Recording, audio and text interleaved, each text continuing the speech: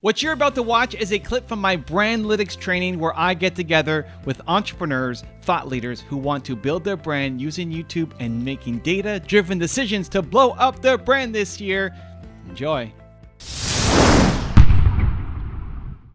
Welcome, everybody. So this month we're doing a topic breakdown, and the theme was importance of editing / high quality video and B-roll, etc. That was posted by Andrew. So that's what we're gonna have a quick discussion on here. And I thought I'd pull up some channels and talk about it too. The key thing that we want to think about here, all that matters in terms of editing and B-roll is attention. Are you keeping people's attention? So the two things that we need to focus on is, can we get people to click on our video? And clicking on the video is a function of, what are we calling it? What's the title? What's the thumbnail? So that we're showing up, and then people, it's an attractive thing that I want to click on and go see. Once they're on the video, then it's about retention. Are you keeping people? How much are people sticking around and watching the video? And this is where editing / B-roll / whatever else goes into production of the video matters. What I found over and over and over again is inside education, the B-roll, especially if we address that first, like B-roll almost doesn't matter. You can, and we have some on ours, but it's not a big deal. Like, why are people coming to watch a video? They're coming to learn.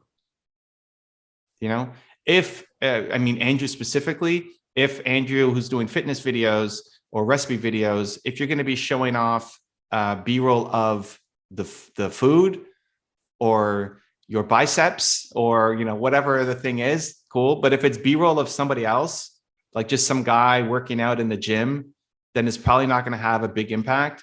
And for the most part, it takes a lot of time to do unless you're hiring an editor, which you could. But I'm here for education. So what are people here to watch? They're here to watch education. Just like when you're going to watch a movie, you're going to go watch it for different reasons. You're going to watch it for a laugh. You're going to watch it for the special effects. Like there are some movies that you don't really care that much about the plot or the drama, because the special effects are just so epic, and you're going for, that's why you're going. You have to go watch it on the IMAX to see the crazy special effects. So inside thought leadership, why are people coming? They're coming for the education. They're coming for the learning, right? So that's my quick thoughts on B-roll, and we can dive in deeper if you want to. Maybe B-roll of yourself doing something, but for me, it's always cost benefit. You know, if that has a tiny, like if it's a 1% improvement versus you spending more time on the education or you making an extra long form video, it's not even close. Like, go make the video. I was talking to somebody who's in Mover Makers, and she spends, you know, a couple hours in her videos. She spends a couple hours planning and filming the videos, and then 4 hours editing the videos. It's like, it's just not a good use of time. Unless you love editing and you want to learn how to be an editor, spending 4 hours editing a video is just not a good use of time. What's better is to train yourself to be a better speaker. And that first minute really matters.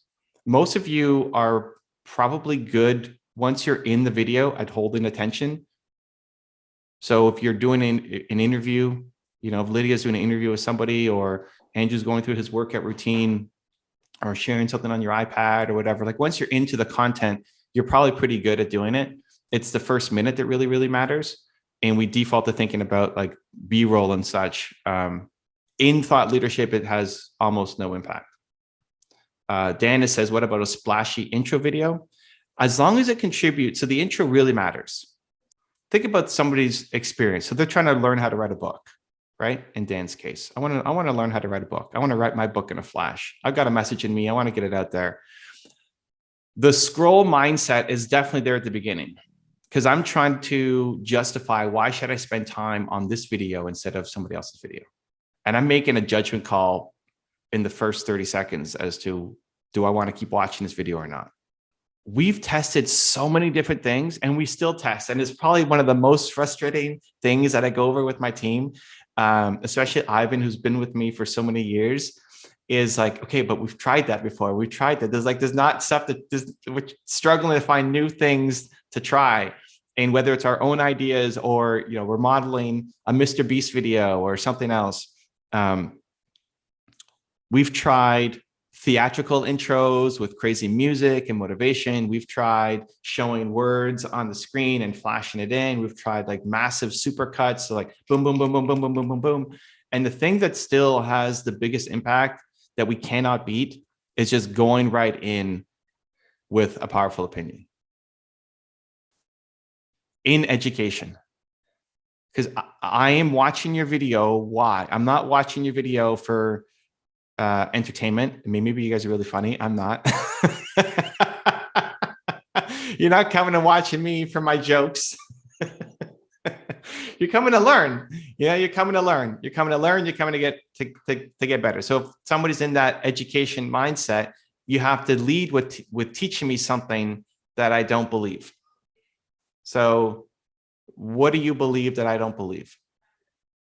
And you could add some visuals. I think if anybody here, you know, Andrew's probably the most visual person, right? Because if he's talking about how to get killer biceps, I want to, if I'm coming on the video, say, here's how to get killer biceps, and I'm not showing off killer biceps, it's like, who's this guy who's telling me about a workout routine?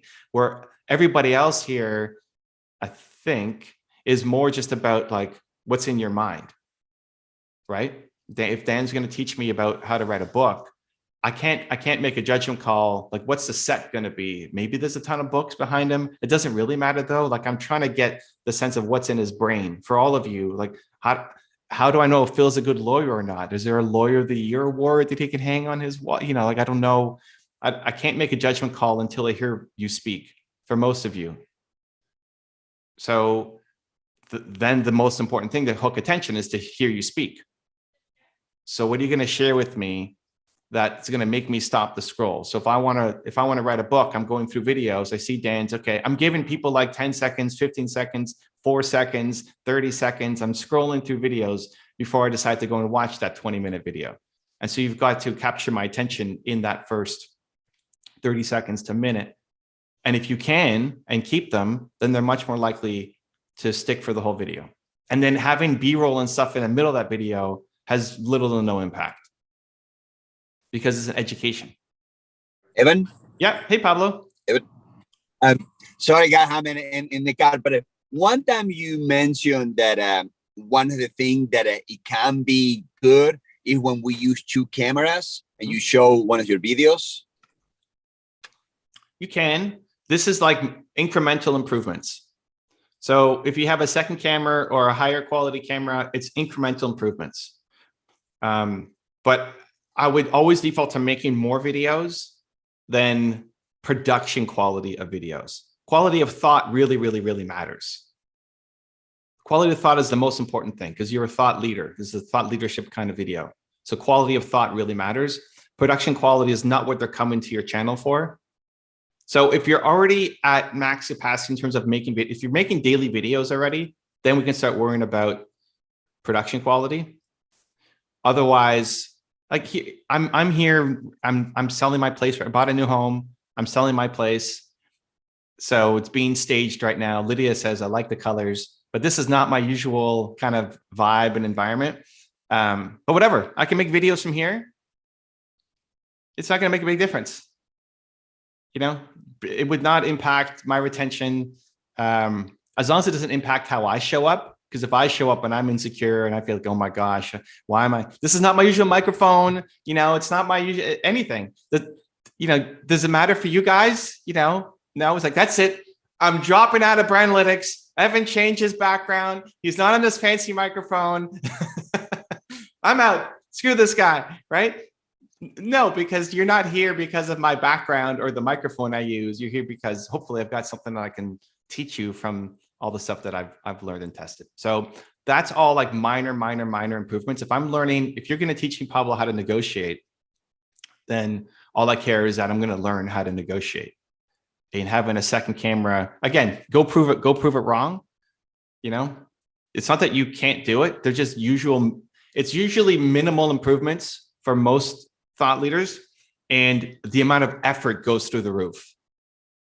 The amount of effort to then, especially if you're doing it yourself, right? If you had a team or somebody coming in and filming you, cool, then let them do their thing. If it's you and now having to set up 2 cameras and then go find B-roll and then edit that all together, then that usually that equation doesn't work out. And the better solution is spend all that time you're researching cameras and setting it up and adding B-roll. Spend that time to make a third video or a second video or a fourth video. Or spend the time being a better speaker, training yourself to not need editing so that the first minute is punchy. Because if you spend, for my movie makers friend who spent 4 hours editing the video, if she spent 4 hours practicing the speech or practicing what she was going to say so that she doesn't need editing, that's a better skill that will serve her forever. Because you guys will have to, whether YouTube is still around in 30 years or not, the skill set of communicating to a camera is never going to go away. When we're all holograms and beaming into Michael's living room, having this session, it's still talking a bunch of cameras, right? And so that's a skill set that's worth learning instead of, if you're interested and you're passionate about it, cool. Yes, go for it. But if it's just a strategic move, like, hey, I think this is really going to help my channel, then I would default to making you better instead of making the production quality better. Quality of thought, definitely. Yeah, you can go prove it wrong. Like go try a second camera and see and show if the retention's better. But every time I've seen production quality go up, you hope like, this is it. Now I'm big time, now I'm ready to go. And then like, oh, it's the same.